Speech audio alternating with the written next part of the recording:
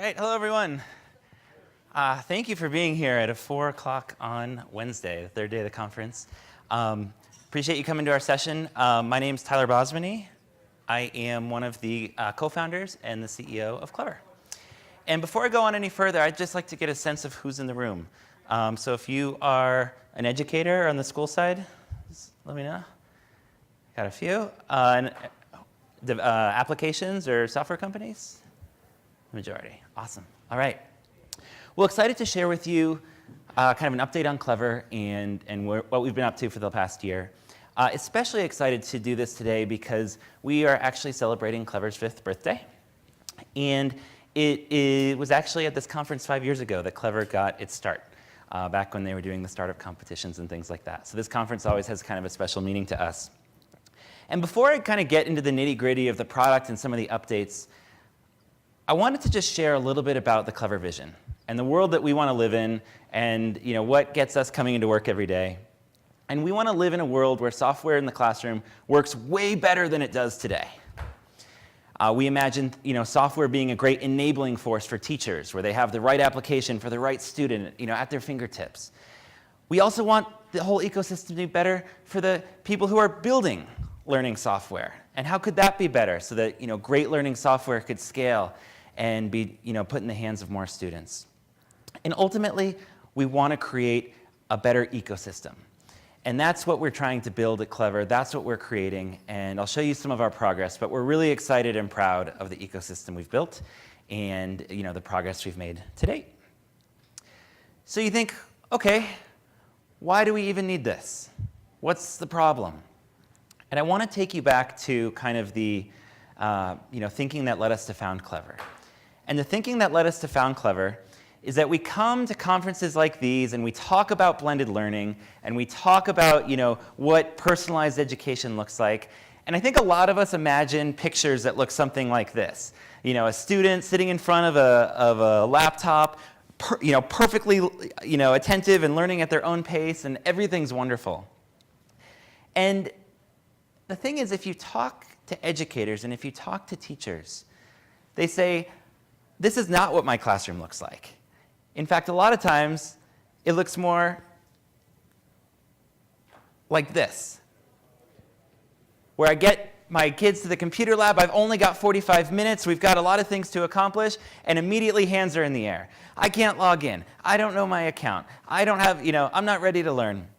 And so this is the day-to-day reality for so many teachers and so many schools who try and use online learning technology and then find it just leads to even more frustration. And rather than saving them time, that just takes up even more time. This is personal for us. This is, my co-founder, was a teacher and was a director of technology, and this was his experience trying to use software in his classroom. And so we set out to say, could we build a better way? To understand the problems that Clever solves at a deeper level, I want to just walk you through a little bit of what goes on behind the scenes at schools today. So, you might see an application that a student uses. It might look something like this. And in order for that student to sit down and have a great experience learning with that product and have it to be ready to go for them, there's some things that need to happen first. The product has to be populated with a small amount of information about that person. Their name, things like what class they're in, what grade they're in. And somehow that product, if that information is all preloaded in the product, when the student sits down in front of the computer, things are going to be great. They're going to be able to learn. And if it isn't, that's when teachers are running around typing in things by hand, creating accounts, and everything feels broken. So how does this very simple, very intuitive thing happen today? Well, before Clever, it happened in the most horrific and terrible ways imaginable. It was a lot of CSV files. It was a lot of FTP sites, if you remember those. And this is actually not that surprising. This is, in 2012 when we started Clever, this was like the gold standard for how data moved into the products that students were using. This was my co-founder's life. He was the one creating these CSV files. And he just wanted to be he was, in his role because he wanted to help kids learn. And instead, he told me he felt like, a data shuffler. And so we looked at this problem.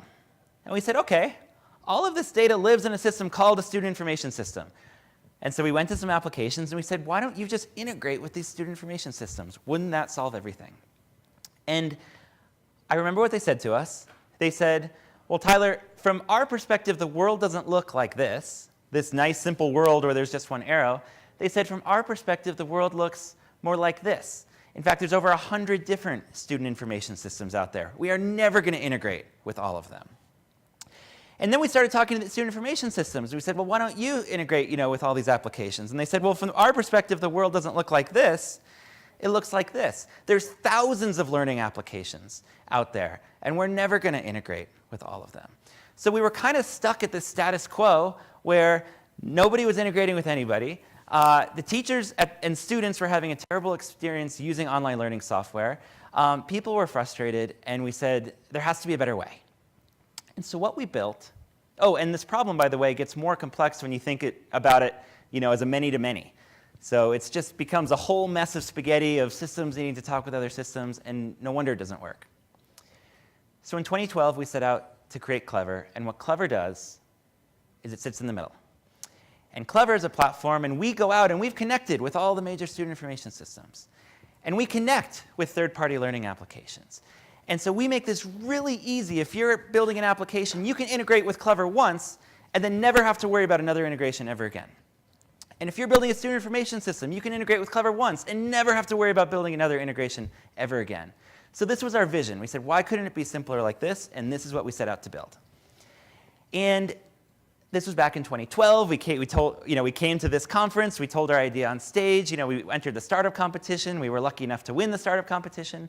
And that kind of set us off to the races. I remember, our first customer was my co-founder's school. We had one school using Clever. And I think by the time the GSV conference came around, we had about 900 schools using Clever. And we felt like we were onto something. And so I'm happy to report now, 5 years later, on Clever's 5th birthday, we have 70,000 schools using Clever.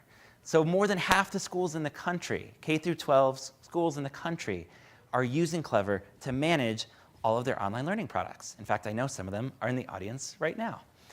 And we're really proud of this because it's a problem that we thought was just maybe contained to a couple schools that we knew or maybe my co-founder's school. And as we've gone across the country, we've heard from school after school that this is a problem that they feel acutely every day. And we're hopefully making life better for them. Another dimension in which we've grown a lot is not just the schools using Clever, but on all of the applications using Clever. And these are our customers. And we're really proud to now be powering over 250 different application partners. We set out with this vision of building an ecosystem in Edtech. And I think we've built the largest ecosystem of applications in schools in Edtech today. What I'm really proud of with these applications is when Clever started, it was mostly startups. It was the tiny startups who would start out on Clever, and they were benefiting the most from our APIs. And as we've grown over time, we've been able to power bigger and bigger companies who now rely on the Clever APIs. So everyone from Amazon to Microsoft to the College Board, more and more companies have begun building software on top of the Clever APIs. And I think it's just a testament to the size of the ecosystem and the number of schools who are now part of this new way of using software. So I talked about schools. I talked about applications. The metrics we actually think matter the most are the connections between the two, student app connections or school app connections. And so on that metric, I was asked to come and share, what's changed in the past year. And what we've really been focusing on is growing the size of the network and growing the size of the ecosystem. So in 2016, we surpassed over 90 million student app connections happening on the Clever platform, which was more than double where we were at a year ago. So 2016 was a period of rapid growth for Clever. It was a period of working with lots of new applications, over 70 new applications, and tons of new schools, and just deploying the solution as widely as we could. So that's kind of where Clever began. About 2.5, so we talked about this data API, which was the foundation of Clever when we began.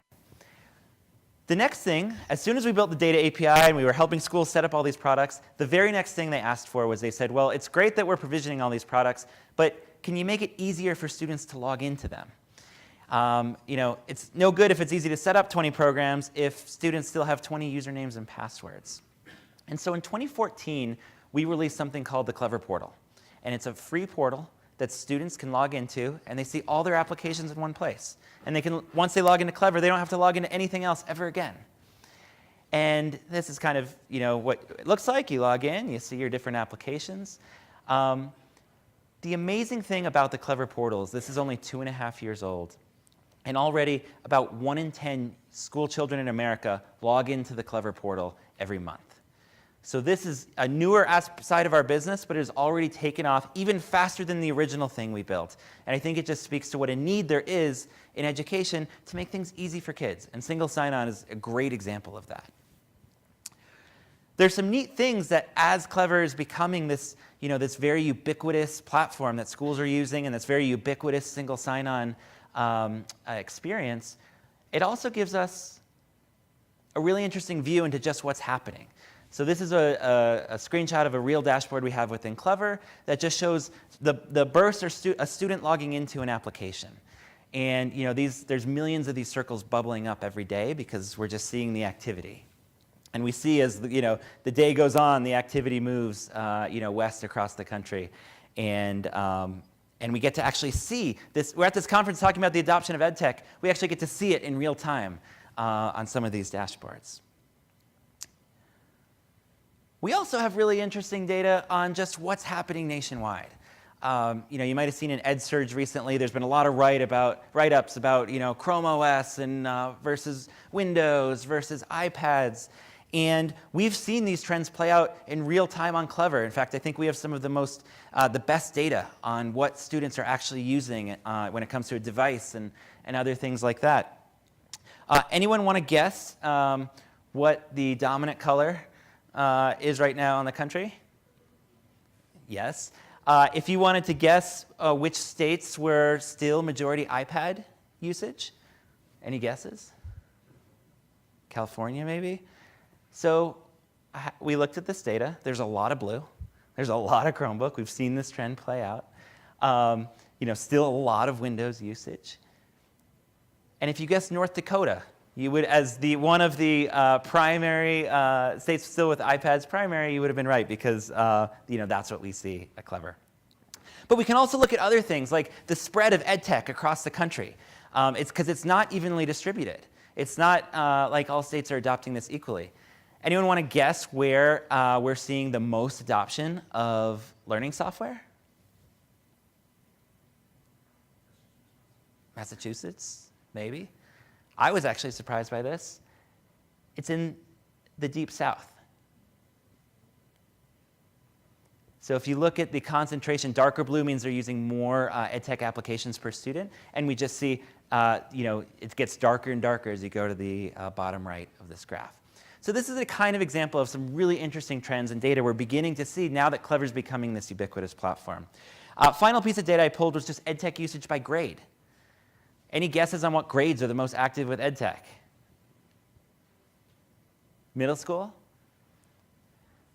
So it's actually elementary and middle schools by far are using the most EdTech, with third grade being the highest users of education technology across the entire country. So as part of building this portal and this ubiquitous sign-on experience that's used by so many students, we've begun to get really good insight into what's happening with us as a country in terms of EdTech and where we're going. So that's the Clever portal.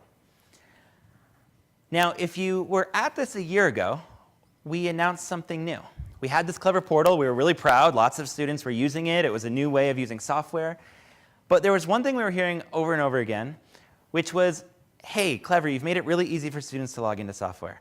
But what about the youngest students, K through 2? For them, typing in an email address and a long password is a total non-starter. Some of them don't even know their letters yet. And so what are you doing to help them? And we went into classrooms and saw this for ourselves. In fact, it looked like teachers running around and logging in every single one of their students by hand. Or other teachers where they'd create these giant note cards with like 45-point font with the student's password written on it so that they could log in and start using their learning software. And it took forever because if you've ever seen someone type at one letter for every 3 seconds, you can imagine what this was. And so we took a look at this and said, okay, surely there's got to be a better way. And so if you were here last year, this was a slide from our presentation where we announced something called Clever Badges. And this was a new way of logging into the Clever portal specifically designed for the youngest students, K through 2. So we came out with that. It was available starting last August for back to school. And we didn't really know what was going to happen. We released this to the world and thought, let's find out if it's getting used, if it's useful. And I'll just show you how this experience works today. Do I need to hit play again? There we go.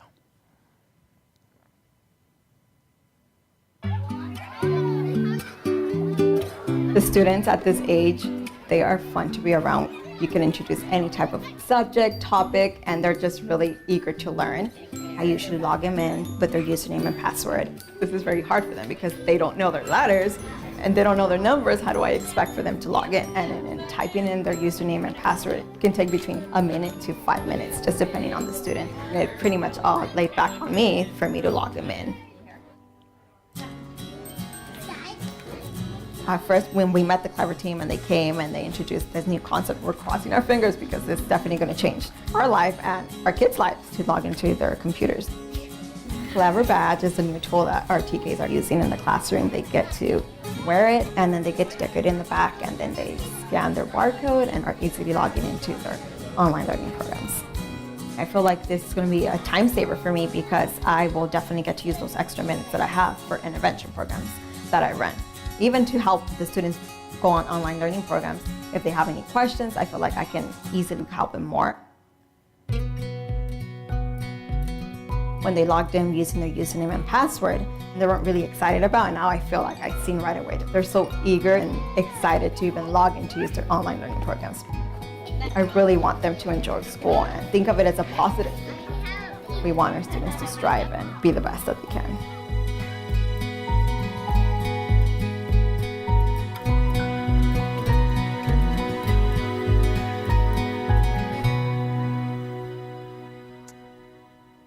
So this was an idea 9 months ago.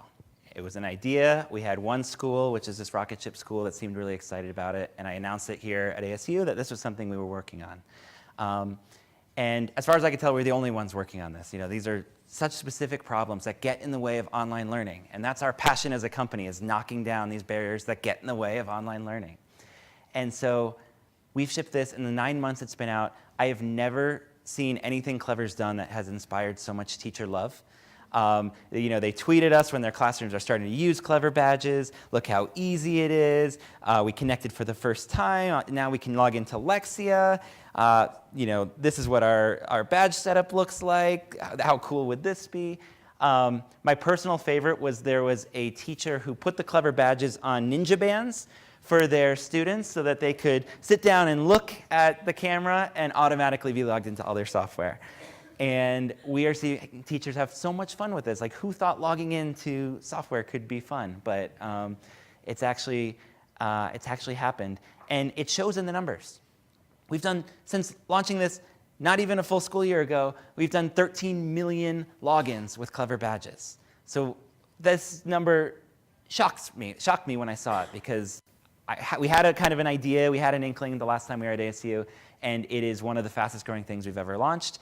And you know, I'm excited to see where it goes. What's really exciting is in the past year, we've been working on making this even better and doing even more things with it.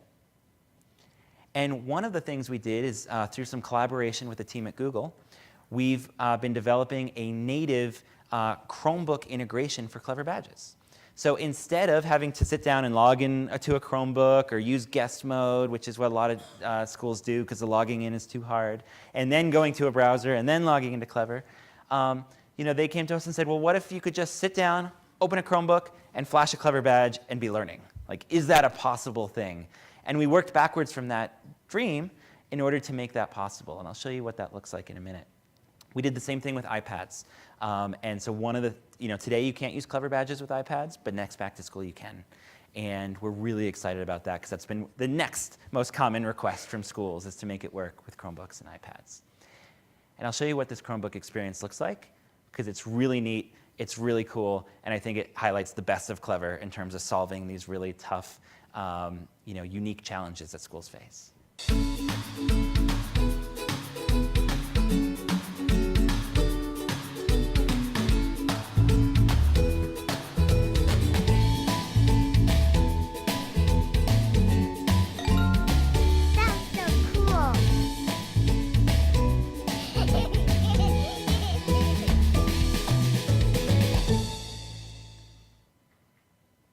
So this was not available last back to school, but it is for this upcoming back to school. And it's with the schools who have been using this already, it has been received so well and is one of the things that they're so excited about. So badges was big last year. We didn't know where it was going. We've realized how much love and how much time it's been able to save teachers. And so we're doubling down on it this year. And you're going to see a lot of things like this to make it even better.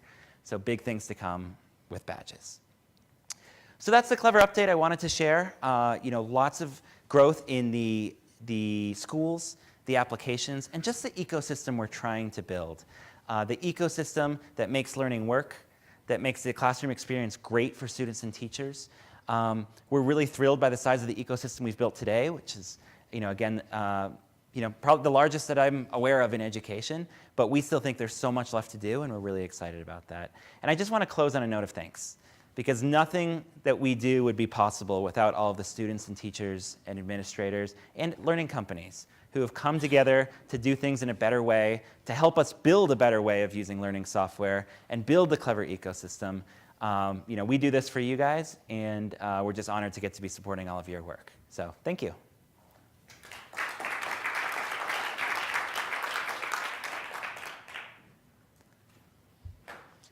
Should we do questions? Do we have time? I see you with a microphone. All right, does anyone have any questions?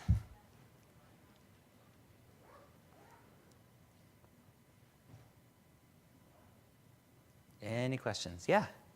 The drop in high school? Yeah.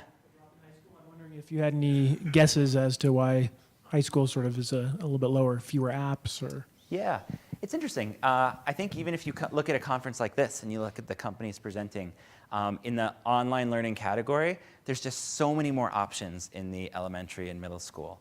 If I had to guess, I think in high schools, they're focused more on things like, paper writing and things that, feel a little bit less like adaptive learning software and a little bit more like, digital versions of things that you or I used to do. So I hope to see that change. I think online learning can benefit students of all grades and all ages. But if I look at where the most investment and activity and excitement in the space is, it's been at the elementary and middle school. Did you have a question as well? Yeah, it's a good question. We've slowly begun to support schools outside of the U.S. We have, some in Canada and a few other countries, but it's been more by happenstance than anything that has been a big focus. One day we'd love to take Clever international. We hear from international schools all the time that this is a big problem. We just haven't had the time and energy to focus on that particular piece of it yet. But we hear the demand, and we really want to help those schools too. It's a good question. One day, there's several companies that I know market themselves as Clever for higher ed, and it's a space that we would love to help with. I think we still have some learning to do about if the challenges are the same or if there might be some nuances that are different. We would love to solve problems of accessibility and single sign-on and making learning better in the college environment as well. We're not there yet. We're not doing anything there yet, but watch this space maybe. Yeah? When you are providing a single sign-on, are you using clear names by the students, the teacher, the schools, or is there an anonymization engine in front of that? Yeah, it's a good question. It depends on the application. So some applications, they want to know the student's name. That's helpful in the application. If the application doesn't need a piece of information, we don't pass it. And that's one of the reasons that schools really use and trust Clever is because it helps them. We believe in data minimization, which is you only send the minimum amount of data that is needed for an application to function. And so for some applications where a certain field is needed, we're happy to enable that. And if there's some applications where they prefer anonymous data, then we'll make sure that happens as well. You are the data privacy trust center of the school system then? In many ways, we give them a lot of tools to be able to control student data privacy and understand the flow of data. And that's a big part of, I think that's a big part of what districts see in the value of Clever to them. Yeah. Oh, all right. I'm getting the hook, but I'll find you after. Thanks, everyone. Really appreciate you coming.